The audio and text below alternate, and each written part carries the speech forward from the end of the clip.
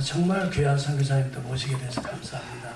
우리 조영성 선교사님은요, 우리 한국의 합동 측에 GMS라고 해서 세계 선교회가 있는데요.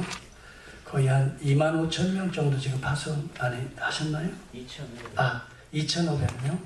제가 잘못 착각해요. 2,500여 명 우리 교단에서 파송을 하신 그런 교단인데, 우리 선교사님 26년 동안 터키에 파송받아서 그곳에서 정말 사역하신, 아마 이렇게 한 지역에 오래 사역하시고 끝까지 충성하신 분은 그렇게 드문 케이스로 제가 생각이 들어요. 참 그 모슬렘 지역으로 제가 알고 있는데 그곳에서 이렇게 헌신한 참 귀한 선교사님이시고요. 우리 이제 은퇴를 하시고 선교는 그다음에 한국에 우리 총신에 오셔서 합동 측 우리 본부에서 우리 선교 훈련 원장도 하시고 지금 선교 총무로 모든 선교사들을 뒷받침하고 훈련하고 하는 행정을 담당하시고 계십니다. 이번 LA에서 한 주간 또 그런 미주의 선교사 훈련을 위해서 오셨다가 오늘 저희 교회를 방문하게 되셨습니다. 너무 감사하고요. 또 개인적으로는 우리 홍성열 목사님의 처남 되시는 우리 선교사님이십니다. 우리 참 다른 교회도 방문할 때가 많으실 것 같은데 저희 교회에 이렇게 와주셔서 너무 감사합니다. 우리 박수로 한번 환영하고요. 할렐루야를 오른손으로 한번 맞이할 수 있기를 바랍니다. 오른손으로 할렐루야. 할렐루야. 할렐루야. 아멘. 저는 어제 그 웨스트민스터 세미나리 그 신학교를 제가 우리 최 목사님 보고 저보고 샌디에고에서 좀 좋은 지역을 좀 저를 투어해 주시겠다고 그래서 제가 별로 그런 데는 관심이 없습니다. 그래서 제가 그 웨스트민스터 신학교를 좀 한번 방문하고 싶다고. 그래서 어제 우리 최 목사님 바쁜 목회 스케줄에 어제 그 신학교를 방문할 수 있도록 귀한 시간을 주셔서 감사합니다. 제가 이 신학교를 가고 싶었던 이유가 한 가지가 있었습니다. 지금 세월이 벌써 이제 한 16년, 20년이 되었는데요. 제가 터키에 1987년에 갔습니다. 별로 감동도 없으시군요. 그때는 제 이 모습이 아니었으면 32살에 갔습니다. 제가 59살에 돌아왔는데요. 조국에. 제가 사역하고 있을 때 어느 날 한 고등학교 2학년 학생이었는데 저희 집에 찾아왔습니다. 엄마 아버지는 디보스하고 오고 갈 데가 없는 아이예요. 독일 선교사가 이 아이를 케어하다가 너무 힘드니까 저희 집에 데리고 왔습니다. 사실 저희 아이들도 그 당시에 초등학교, 중학교 다녔기 때문에 제 아내가 힘들고 그래도 그 아이를 잘 키우려고 제 집에 몇 달을 있었는데 제가 그 엄마 아빠 이혼한 아이에게 줄 수 있는 게 없었어요. 그래서 제가 네가 대학을 들어가면 내가 꼭 등록금을 줄 테니까 학교에 갈 수 있으면 좋겠다 했더니 이 아이가 그 꿈을 잃지 않고 우리로 말하면 학력고사 시험을 치루었습니다.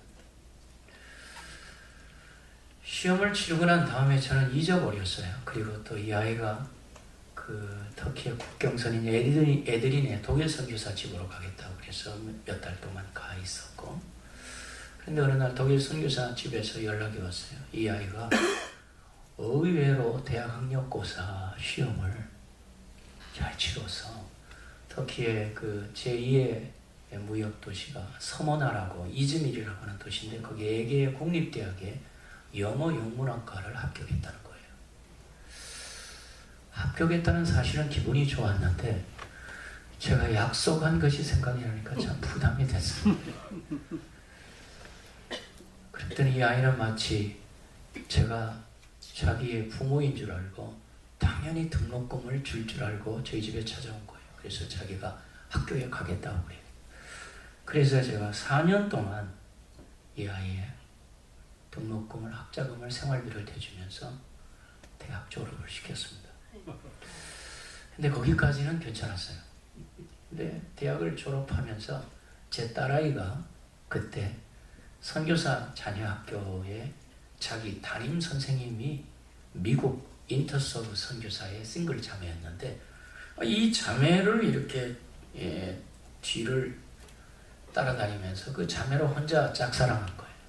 근데 저는 잘 몰랐는데 제 딸이 어느 날 학교 갔다 와가지고 I hate 하면서, 피크렛 오빠는 정말 자기 주제를 모른다고. 그 현지인 이름이 피크렛이라는 현지인이었습니다. 우리 담임 선생님을 좋아한다고, 그 아빠 그 피크렛 좀 이제 우리 집에 오면 절대 우리 집에 들어오지 말라고 하라. 그래서 제가 그 피크렛을 불렀으면 너 어찌 된 일이냐 하니까 여차여차해서 자기가 정말 좋아한대요.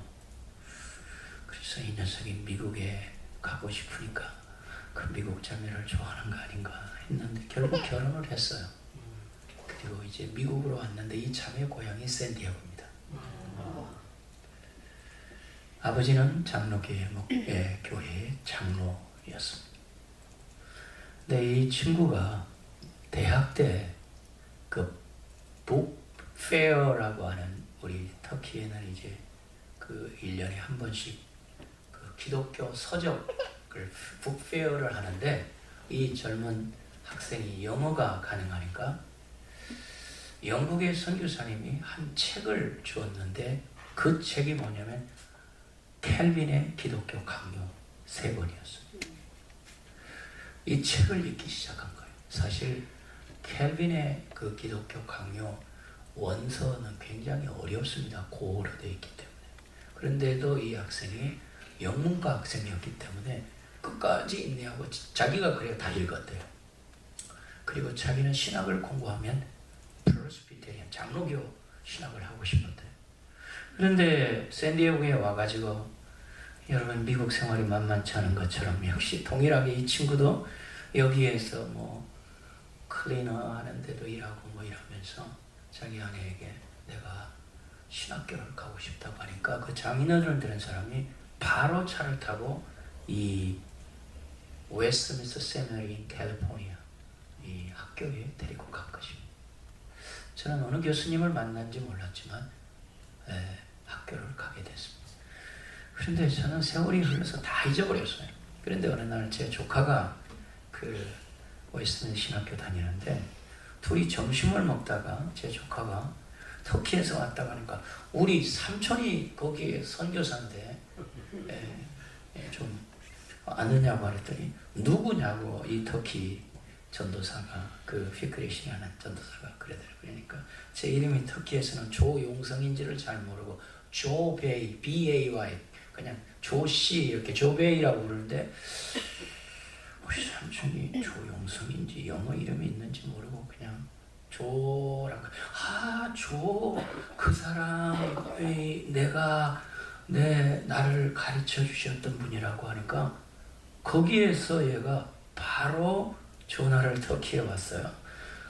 미국하고 여기 터키는 한 새벽 2시쯤 제가 전화를 잠결에 받았는데 보니까 피크렛이에요. 터키 현지. 너 어디에 있느냐 하니까 샌디에고에 있대요. 그런데 어쩐 일이냐 했더니, 저 목사님 제가 신학교에 가게 됐습니다. 그래서 너 어느 학교에 갔냐 하니까 전화를 바꿔주는데, 제 조카가 삼촌 이 아이가 저하고 함께 지금 공부하는 아이예요. 그런데 알고 보니까 삼촌하고 잘 안 돼요. 그래서 제가 그 피크렛이라고 하는 그 현지인이 여기에서 세미나리를 공부했습니다. 그리고 공부를 마치고 이 자매 그 피크렛 현지인 지금은 목사가 됐습니다. BCA 목사가 됐는데, 이 자매가 참 귀한 자매예요. 자기 남편의 신학을 공부하자마자 짐을 샌디에고에서 다 싸가지고 터키로 다시 왔습니다.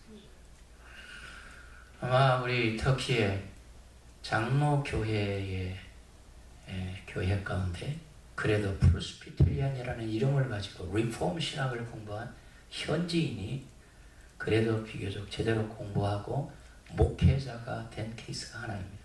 그게 바로 여기에서 공부한 학생이었습니다.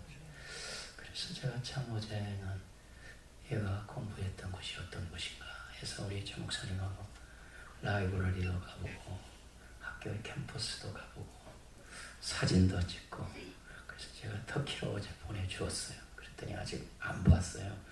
아마 보면은 우리 현지 목회자가 굉장히 좋아할 것 같아요. 제가 좀 소문이 길었습니다. 이 변화하는 선교 현장이나 그 목회 현장에는 본질이 중요합니다. 저는 최근에 우리 선교사들을 훈련을 하면서 제가 제2의 빌리기름이라고 하는 폴 워셔라는 사람이 있습니다. 여러분들이 한번 이 동영상에 이분의 설교를 한번 좀 들어보시면 선교적 교회의 핵심 가치가 무엇인가.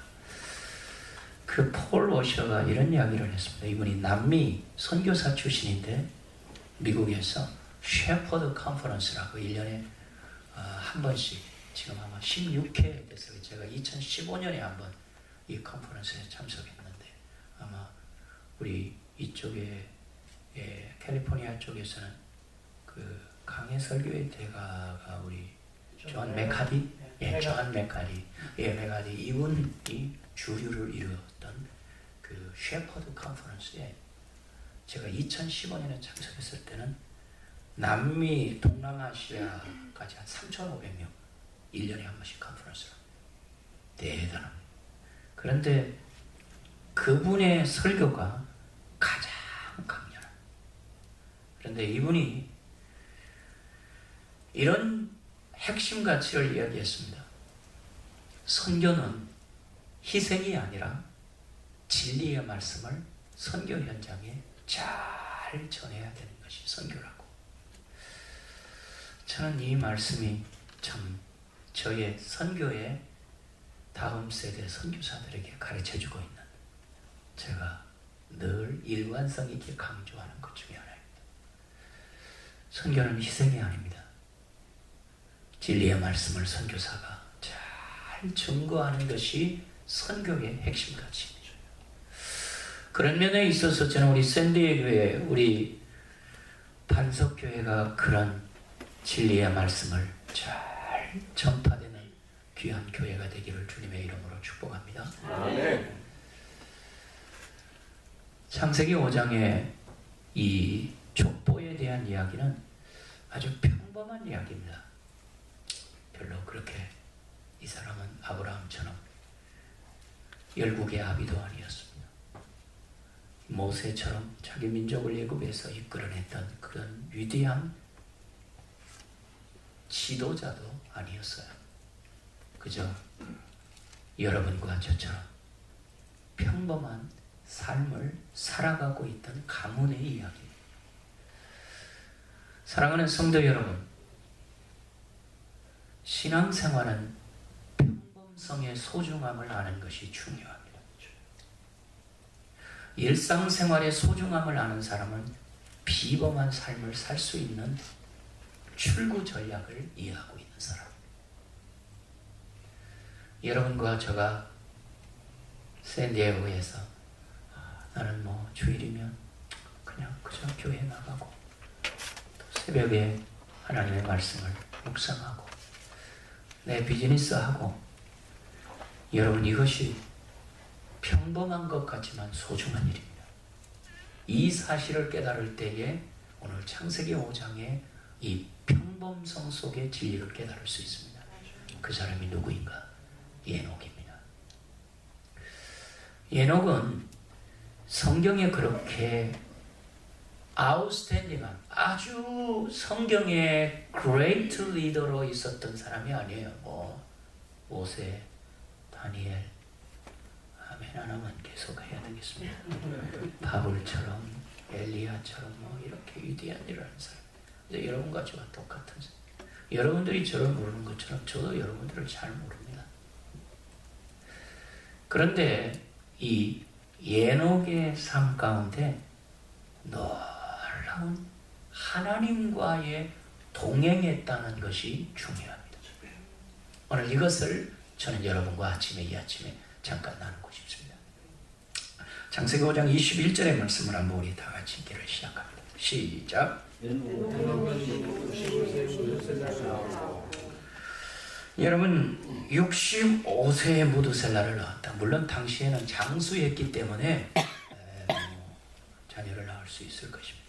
그러나 우리 권사님들 65세에 자녀를 낳았다. 놀라운 일이 아니에요? 제가 제 고향은 전라북도 고창이라고 해도 시골, 저는 깡촌에서 태어났습니다. 저희 여기 매형도 계시면 제 누님이 저희를 어릴 때 제 손을 잡고 교회를 갔던 것이 제가 교회 입문의 처음이었습니다. 제가 태어난 그 전라북도 신촌교회는 113년 된 교회입니다. 별로 놀라시지도 않고요. 저희 고모가 한 분 계시는데 저희 고모에게 제가 놀라운 프라이머리 소스를 하나 들었습니다. 1차 자료를 하나 들었습니다. 저희 증조 할머니가 이북에서 그 두 분이 내려오셔서 그 전라도 그 시골 깡촌에서 사시는데 한 선교사님이 말을 타고 오셨대요. 그분이 복음을 전했던 분인데 이분이 미국의 남장로교 선교사의 효시였던 린턴 선교사였습니다. 제가 이 자료를 2008년에 안식년에 미국의 얼스킨 신학교에 있을 때 도서관에서 제 1차 자료를 발견했습니다. 저희 가문에 한 선교사의 복음 전파가 저희 가까운 형제들만 저희 매형까지 합쳐 한 12명의 목사가 났습니다. 저는 이 한 가문을 변화시켰던 이 린턴 가문의 그 복음의 역사가 얼마나 놀라운지를 알았습니다. 제가 2008년에 사우스캐롤라이나에 있을 때 이 얼스킨 신학교는 미국의 ARP 교단이라고 하죠. 그 시골의 영국의 스코틀랜드 장로교에서 오셨던 아주 골통 보수들만 그 있었던 장로교. 그래서 Associated Reformed Presbyterian ARP라고 PCA하고 형제가 돼요. 그런데 제가 거기에 있을 때 이 린턴 선교사님의 고향 조지아 그 블루마운틴을 한번 가보았습니다. 여러분 우리나라는 130년 전에 한국에 선교사로 오셨던 분들은 엘리트들이 오셨습니다. 미국의 북장로교 선교사님들은 언더우드 선교사를 중심으로 해서 영남 지방의 복음을 전했습니다. 그런데 후발주자로 오셨던 분이 린턴 가문이고 린턴 선교사가 27살 나이에 호남 지방에 처음 왔어요. 그런데 여러분 이분이 어떤 분인 줄 아십니까?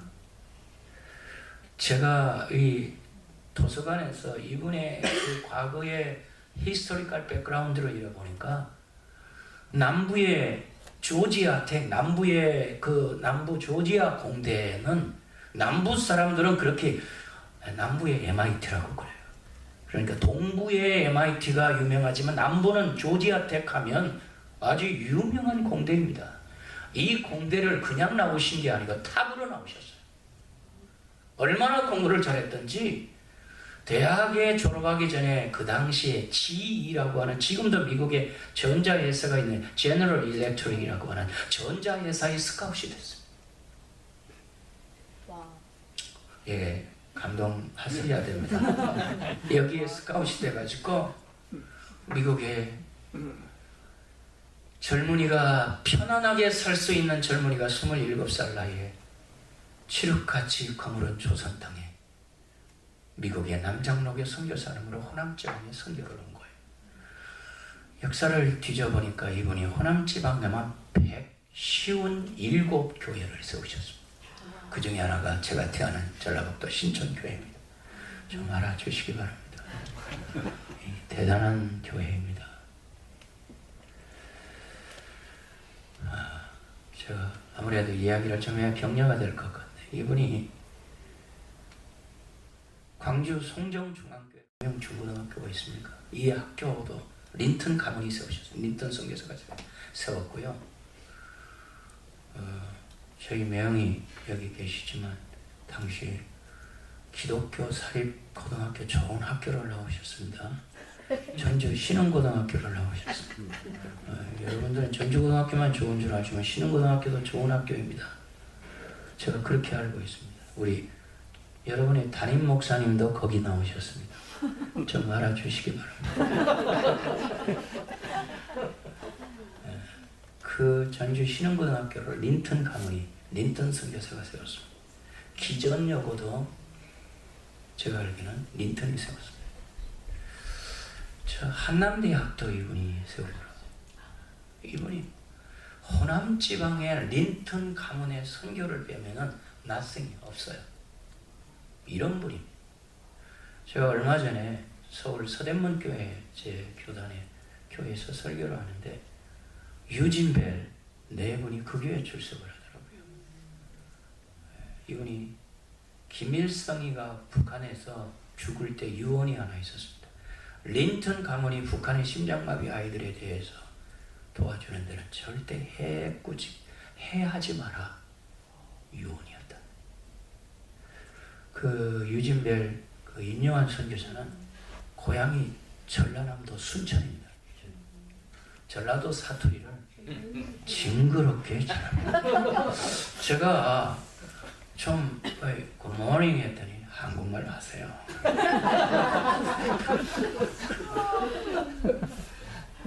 식사를 하는데 저한테 그래요. 우리 할아버지는요, 저희들을 다 우리 아버지 때부터 현지 자기는 매산 초등학교 출신이에요. 매산 중학교 출신이에요. 매산 고등학교 나왔대. 그리고 세브란스 의대를 간 것입니다.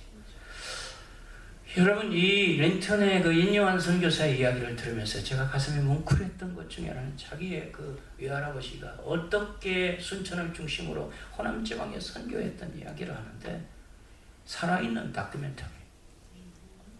여러분, 이런 선교사들이 호남 지방에 한국에 오셨던 선교사님들은 미국에서 명문대학 출신들이었고 미국에서 편하게 살 수 있었던 분들이 우리 칠흑같이 거물었던 조선 땅에 와서 아무런 소망이 없는 우리 조선인들을 향하여 복음을 전했던 그 선교의 열매가 오늘 우리의 한국교회가 세계 선교에 25,217명의 한국 선교사들을 전 세계 169개에 보낸 것입니다. 그 중에 하나가 저희 교단이 GMS라는 게 글로벌 미션 소사이티라는 저희 교단이 1년에 선교비만 470억이나 제가 이래봬도 이게 키가 작지만 1년에 470억에 사인을 하는 사람입니다. 아멘. 98개국의 선교사들이 나가 있습니다.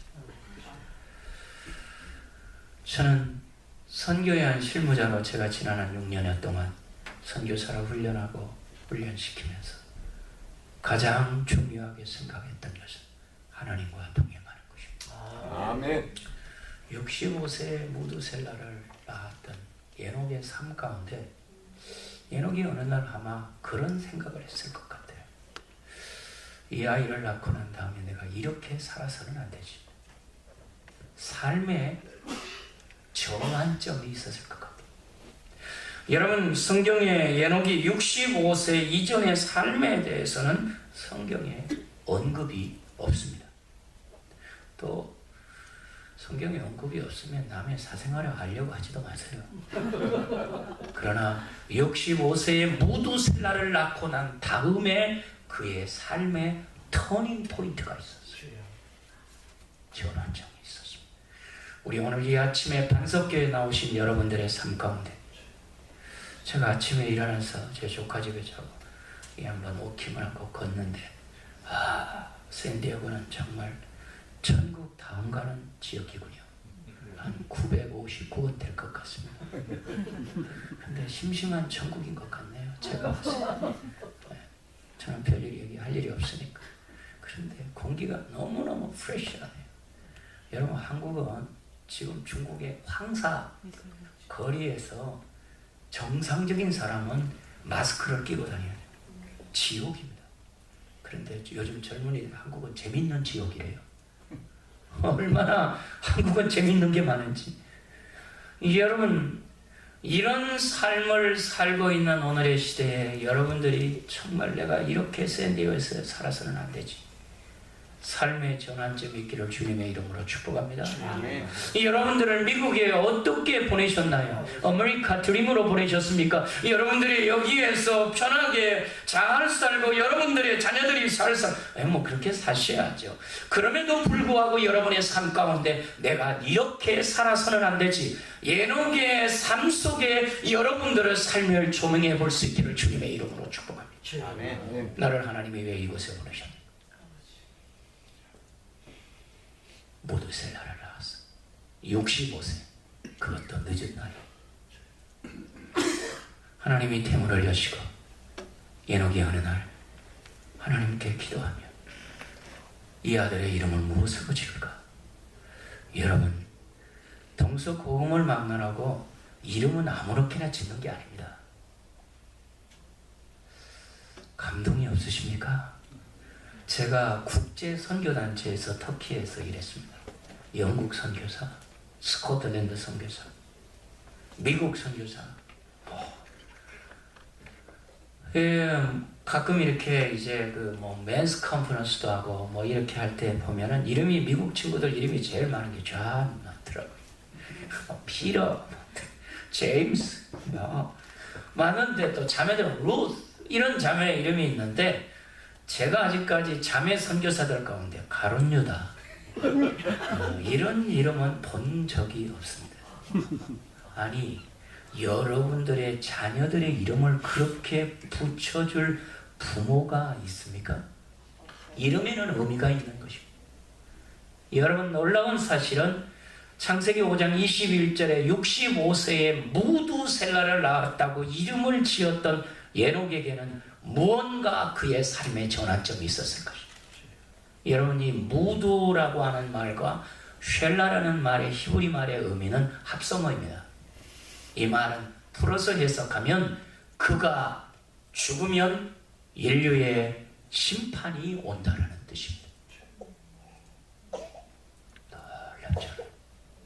에녹이 이 아들이 태어나는 순간 하나님 앞에 아들의 이름을 지었던 그 이름은 헌신의 증표로 지었을 것입니다. 이 아들의 이름은 내가 하나님 앞에 커미트먼트하는 헌신하는 증표로 이름을 그렇게 지었을 거라고 생각합니다.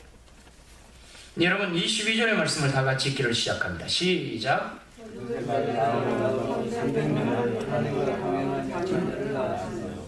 여러분, 저는 22절의 말씀을 통해서 오늘 이 시간에 아침에 두 가지의 기도 제목을 함께 나누고 하나님과 동행, 선교, 행복이라는 말씀의 주제를 가지고 말씀을 나누고 싶습니다. 첫째는 하나님과 동행입니다. 하나님과 동행. 여러분, 여기 22절의 말씀에 보니까 여러분 300년을 하나님과 동행했다.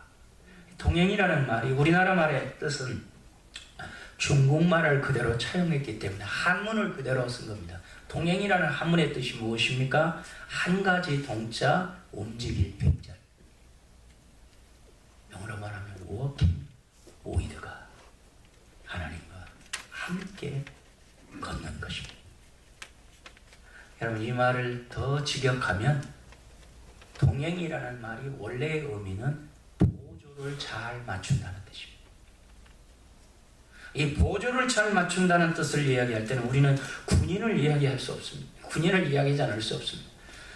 저희 집안들은 제 가까운 가족들은 다 장교 출신들입니다.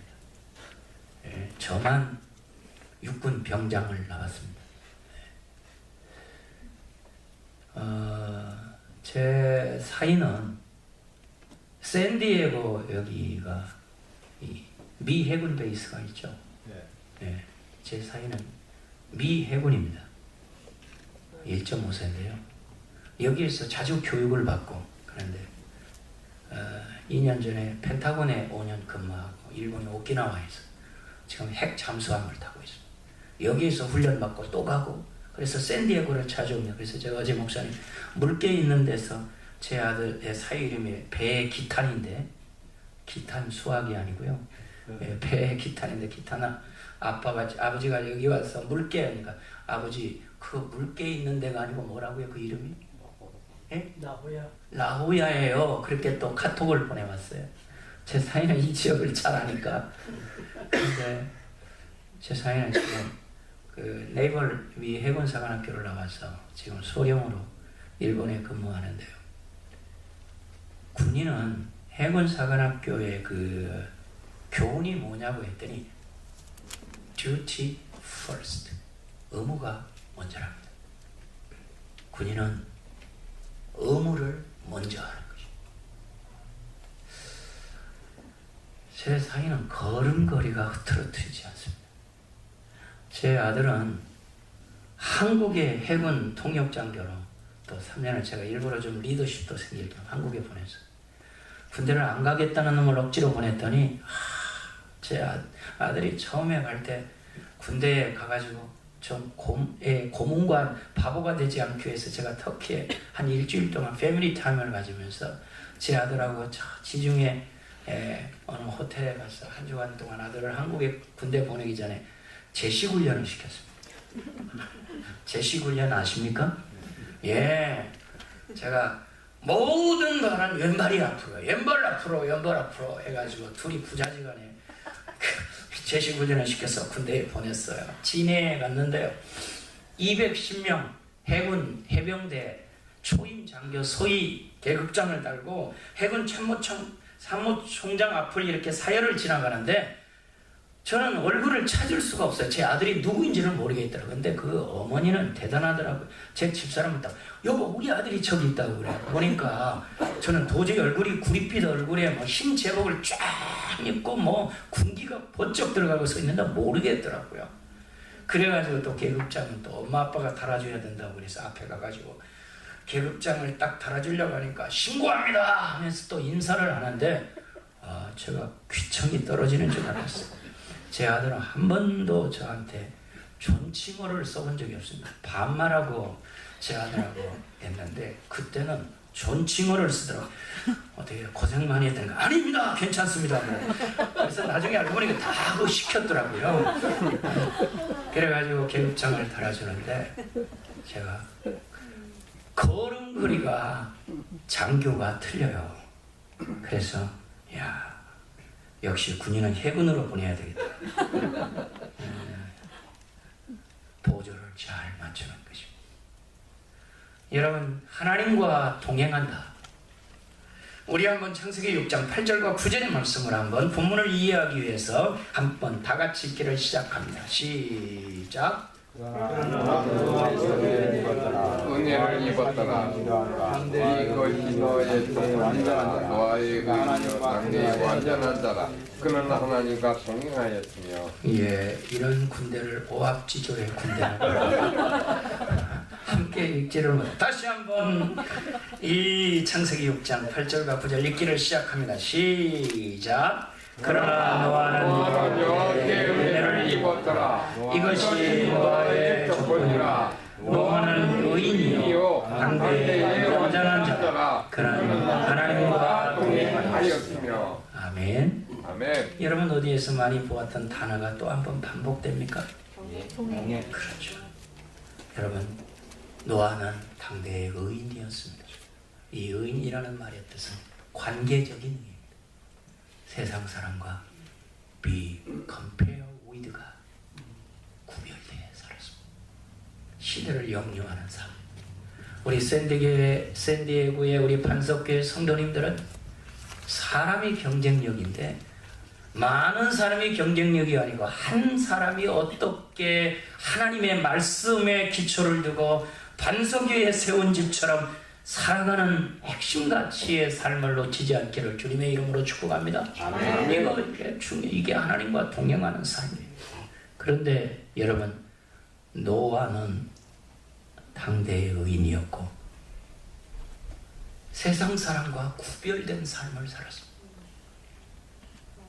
우리 샌디에고에 오늘 이 아침 오신 여러분들은 샌디에고에 한 2만여 명의 사람이 산다고 하는데 이 지역에 여러분들이 그리스도인으로서 세상 속의 그리스도인으로 영향력 있는 삶을 살기를 바랍니다. 아멘. 직장에서 빛으로 살기를 바랍니다. 아멘. 일터에서 소금으로 살기를 바랍니다. 아멘. 여러분, 노아의 아버지가 누구입니까? 저를 보지 마시고 성경을 보세요. 노아의 아버지가 누구예요? 라멕입니다. 그렇죠? 노아의 할아버지가 누구일까요? 무두셀라입니다. 노아의 증조 할아버지가 누구일까요? 에녹입니다. 성경은 이 가문을 통하여 인류의 홍수 재앙을 준비하셨습니다. 놀라운 사실입니다. 하나님과 동행했던 사람의 가문은 당대의 하나님과 동행으로 끝나지 않고 모두셀라를 통하여 300년을 성경의 969세에 무두셀라가 죽는 해가 노아의 홍수연대와 같습니다. 무슨 조화일까요? 하나님의 구속사의 엄청난 이 플랜, 계획들이 이미 이 역사 속에 하나님이 면면이 흐르고 있는 구속의 하나님의 역사를 다 플랜해 놓으셨습니다. 에녹의 가문을 통해서 인류의 홍수의 심판을 준비하시고 969세에 모두셀라가 죽는 해 이 아들이 죽으면 인류의 심판이 올 것이라고 에녹은 이미 바라보며 죽음을 준비하며 하나님의 말씀과 함께 동행하며 300년을 살아갔던 하나님의 가문의 역사 속에 평범한 삶이 얼마나 소중하다는 삶을 우리에게 가르쳐주고 있는 이 아침의 놀라운 진리입니다. 성경에 이 가문이 모세처럼 아브라함처럼 엘리야처럼 다니엘처럼 바울처럼 우리는 위대한 일들에 대해서 많은 생각과 이야기들을 들었지만 이 평범한 에녹의 삶을 통해서 하나님 나라가 어떻게 이 구속의 역사가 이루어가고 있는 이 놀라운 하나님의 역사의 중심축에서 이 가문이 역사하고 있다는 사실을 놓치지 않기를 바랍니다. 여러분, 노아는 아마 이렇게 땡볕이 나는 중동에서 그 아라라산의 그 한 중턱에 인류의 사람들이 먹고 마시고 여기에 창세기 6장 1절에 보니까 사람이 땅에 번성하기 시작할 때 그들에게 딸들이 나니 하나님의 아들들이 사람의 딸들이 아름다움을 보고 자기 좋아하는 대로 모든 여자를 자기 아내로 삼았습니다. 여러분, 이 얼마나 비극입니까? 하나님의 아들들이 자기의 여자들을 취할 때 뭐로 취했습니까? 잘 모르세요. 자기들이 좋아하는 대로 미모를 보고 신앙을 보지 않고 그냥 자기들의 육체적인 만족을 위하여 모든 사람들이 결혼관들이 그랬습니다. 오늘은 말하면 후기 기독교 왕국 시대, 오늘의 시대를 포스트 모더니즘 시대라고 말하지 않습니까? 이게 무엇입니까? 포스트 모더니즘이라는 말은 진리를 상대화시키는 것입니다. 제가 어제 우리 최 목사님하고 정말 저를 여기에 구경시켜줘서 고마운 게 아니고 저하고 차 안에서 운전하면서 참 신학이 얼마나 중요한가, 그리고 무엇을 배웠느냐에 따라서 사람은 그만큼 말할 수 있습니다. 이건 아멘 해주세요. 아멘. 사람이 배운 것만큼 그만큼 말할 수 있어요. 본 것만큼 말할 수 있어요. 물은 그 수면을 넘지 못하는 것입니다. 사람이 그 뭘 배웠느냐에 따라서 그걸 말하게 돼 있어요. 저는 오늘 이 세크리멘트, 이 성찬을 보아도 얼마나 우리 개혁주의 신학에 입각해서 우리 최 목사님이 이 성례를 집례하는 걸 보고 깜짝 놀랐어요. 여러분들이 이렇게 건강한 교회에서 바른 신학을 가진 목사님 밑에서 신앙생활을 하고 있는 것을 감사하시기 바랍니다. 아멘. 제가 어제 목사님과 차 안에서 그 이야기가 제일 정말 필이 꽂혔어요. 칼빈의 기독교 강요라고 하는 칼빈의 그 강요가 있습니다. 저희들이 신학을 공부할 때 명 중고등학교가 있습니까? 이 학교도 린턴 가문이 세우셨어요. 린턴 선교사가 세웠고요. 저희 매형이 여기 계시지만 당시 기독교 사립고등학교 좋은 학교를 나오셨습니다. 전주 신흥고등학교를 나오셨습니다. 여러분들은 전주고등학교만 좋은 줄 알지만 신흥고등학교도 좋은 학교입니다. 제가 그렇게 알고 있습니다. 우리 여러분의 담임 목사님도 거기 나오셨습니다. 좀 알아주시기 바랍니다. 그 전주 신흥고등학교를 린턴 가문이 린턴 선교사가 세웠습니다. 기전여고도 제가 알기는 린턴이 세웠습니다. 저 한남대학도 이분이 세우더라고요. 이분이 호남 지방의 린턴 가문의 선교를 빼면은 낯생이 없어요. 이런 분이.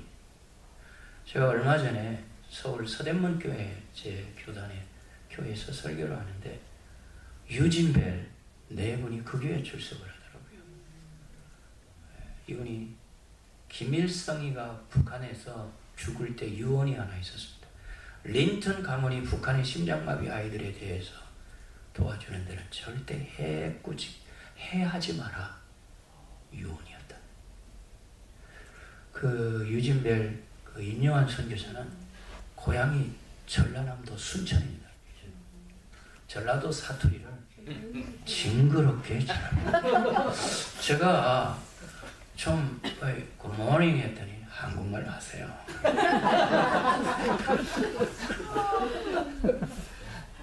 식사를 하는데 저한테 그래요. 우리 할아버지는요, 저희들을 다 우리 아버지 때부터 현지 자기는 매산 초등학교 출신이에요. 매산 중학교 출신이에요. 매산 고등학교 나왔대. 그리고 세브란스 의대를 간 것입니다.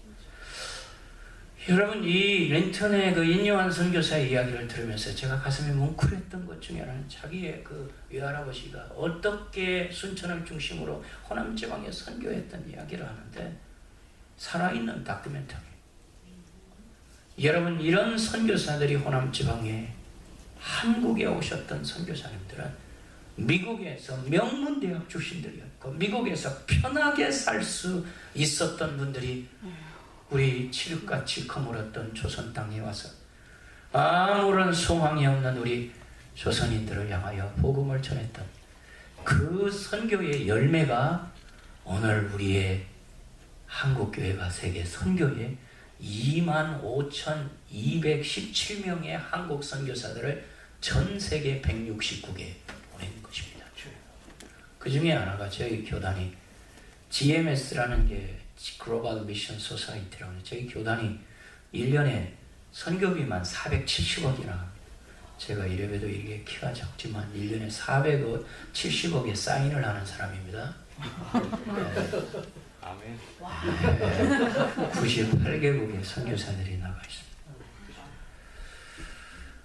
저는 선교에 한 실무자로 제가 지난 한 6년여 동안 선교사로 훈련하고 훈련시키면서 가장 중요하게 생각했던 것은 하나님과 동행하는 것입니다. 아멘. 65세의 무두셀라를 낳았던 에녹의 삶 가운데 에녹이 어느 날 아마 그런 생각을 했을 것 같아요. 이 아이를 낳고 난 다음에 내가 이렇게 살아서는 안 되지. 삶에 정한점이 있었을 것 같아요. 여러분, 성경에 에녹이 65세 이전의 삶에 대해서는 성경에 언급이 없습니다. 또 성경에 언급이 없으면 남의 사생활을 알려고 하지도 마세요. 그러나 65세의 무두셀라를 낳고 난 다음에 그의 삶에 터닝 포인트가 있었어요. 전환점이 있었습니다. 우리 오늘 이 아침에 반석교에 나오신 여러분들의 삶 가운데 제가 아침에 일어나서 제 조카 집에 자고 이 한번 오킴을 하고 걷는데 샌디에고는 정말 천국 다음 가는 지역이군요. 한 959건 될 것 같습니다. 근데 심심한 천국인 것 같네요. 제가 봤을 때. 저는 별일 얘기할 일이 없으니까. 그런데 공기가 너무너무 프레시하네요. 여러분 한국은 지금 중국의 황사 거리에서 정상적인 사람은 마스크를 끼고 다녀요. 지옥입니다. 그런데 요즘 젊은이들 한국은 재밌는 지옥이에요. 얼마나 한국은 재밌는 게 많은지. 여러분 이런 삶을 살고 있는 오늘의 시대에 여러분들이 정말 내가 이렇게 샌디에고에서 살아서는 안 되지. 삶의 전환점이 있기를 주님의 이름으로 축복합니다. 아멘. 여러분들을 미국에 어떻게 보내셨나요? 아메리카 드림으로 보내셨습니까? 여러분들이 여기에서 편하게 잘 살고 여러분들의 자녀들이 뭐 그렇게 사셔야죠. 그럼에도 불구하고 여러분의 삶 가운데 내가 이렇게 살아서는 안 되지. 예녹의 삶 속에 여러분들의 삶을 조명해 볼 수 있기를 주님의 이름으로 축복합니다. 아멘. 나를 하나님이 왜 이곳에 보내셨나? 모두 셀라를 나왔어. 65세. 그것도 늦은 나이. 하나님이 태문을 여시고 예녹이 어느 날 하나님께 기도하며 이 아들의 이름을 무엇으로 지을까?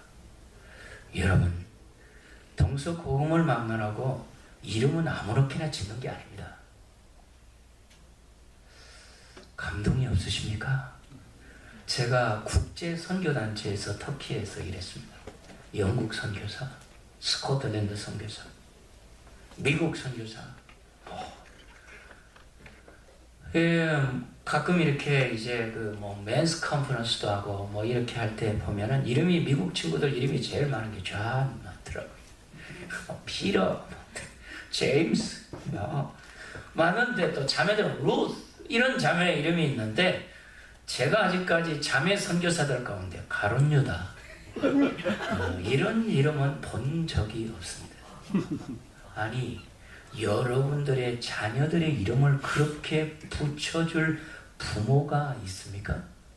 이름에는 의미가 있는 것입니다. 여러분 놀라운 사실은 창세기 5장 21절에 65세에 무두셀라를 낳았다고 이름을 지었던 예녹에게는 무언가 그의 삶의 전환점이 있었을 것입니다. 여러분 이 무두라고 하는 말과 쉘라라는 말의 히브리 말의 의미는 합성어입니다. 이 말은 풀어서 해석하면 그가 죽으면 인류의 심판이 온다라는 뜻입니다. 놀랍죠. 에녹이 이 아들이 태어나는 순간 하나님 앞에 아들의 이름을 지었던 그 이름은 헌신의 증표로 지었을 것입니다. 이 아들의 이름은 내가 하나님 앞에 커미트먼트하는 헌신하는 증표로 이름을 그렇게 지었을 거라고 생각합니다. 여러분 22절의 말씀을 다 같이 읽기를 시작합니다. 시작.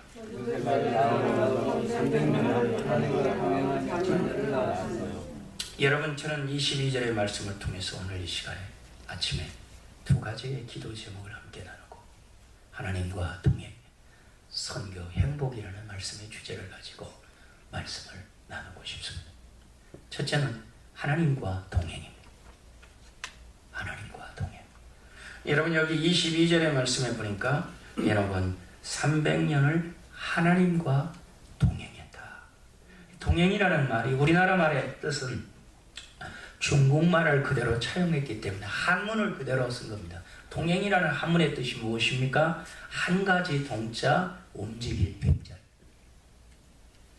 영어로 말하면 walking with가 하나님과 함께 걷는 것입니다. 여러분 이 말을 더 직역하면 동행이라는 말이 원래의 의미는 보조를 잘 맞춘다는 뜻입니다. 이 보조를 잘 맞춘다는 뜻을 이야기할 때는 우리는 군인을 이야기할 수 없습니다. 군인을 이야기하지 않을 수 없습니다. 저희 집안들은 제 가까운 가족들은 다 장교 출신들입니다. 저만 육군 병장을 나왔습니다. 제 사위는 샌디에고 여기가 미 해군 베이스가 있죠. 네, 제 사위는 미 해군입니다. 1.5세인데요.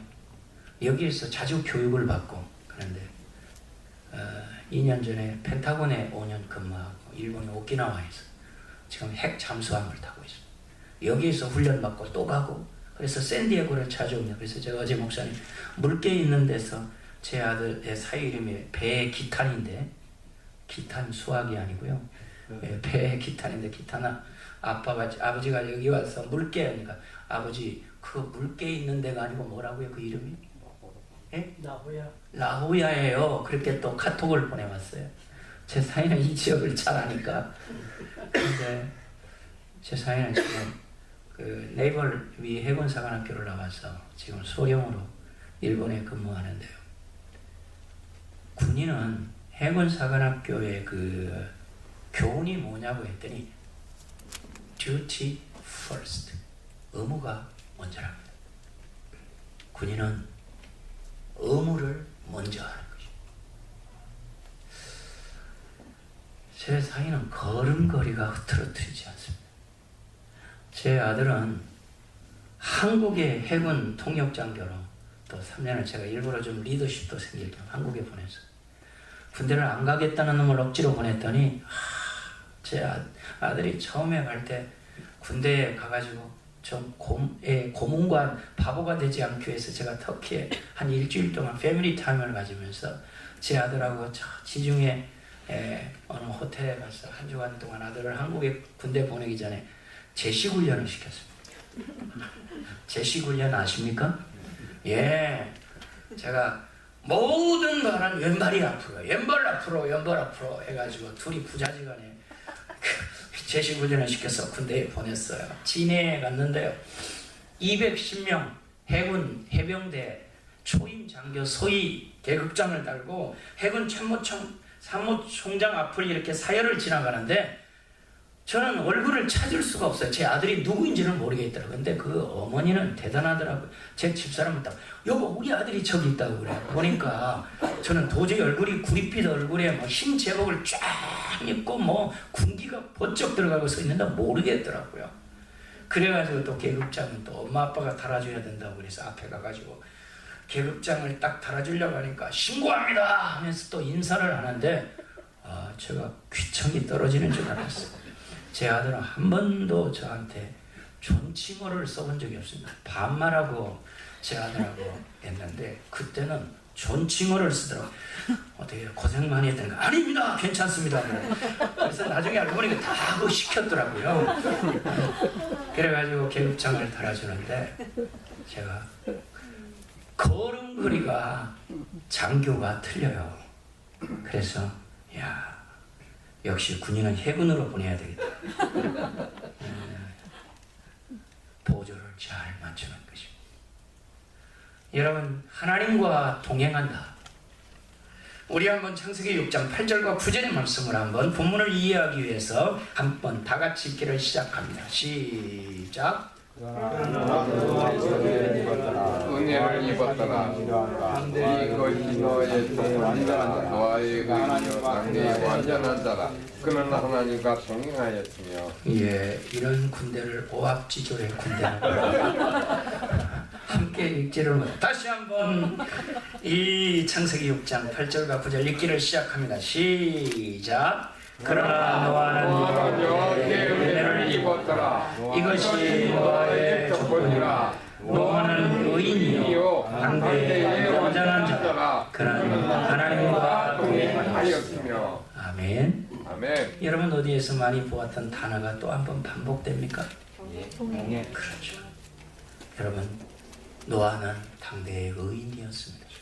이 의인이라는 말의 뜻은 관계적인 의입니다. 세상 사람과 be compare with가 구별되어 살았습니다. 시대를 역류하는 삶. 우리 샌디에고의 우리 반석교회 성도님들은 사람이 경쟁력인데 많은 사람이 경쟁력이 아니고 한 사람이 어떻게 하나님의 말씀에 기초를 두고 반석위에 세운 집처럼 살아가는 핵심 가치의 삶을 놓치지 않기를 주님의 이름으로 축복합니다. 이게 하나님과 동행하는 삶이에요. 그런데 여러분 노아는 당대의 의인이었고 세상 사람과 구별된 삶을 살았습니다.